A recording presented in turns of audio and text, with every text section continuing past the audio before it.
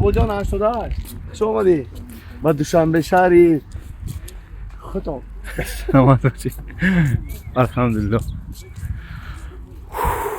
تاجیکستان.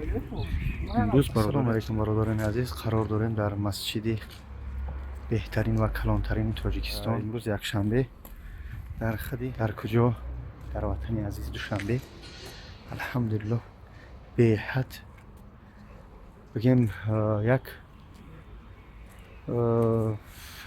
چی میگن حسیاتی اشوشنی باور نکردنی است. چقدر این زیباه. این اینجا مسجد دوستای عزیز، طهارت خانه هاش. الله اکبر، الحمدلله، حسبنا الله و نعم الوکیل. رحمة الله وبركاته.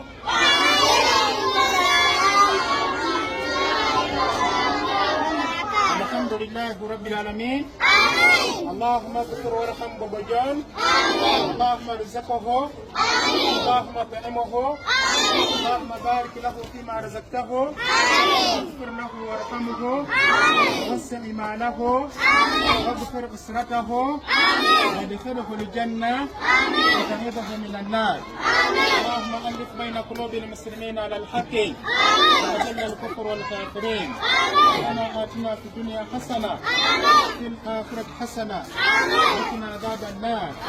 صل اللهم على سيدنا محمد وعلى آل سيدنا محمد.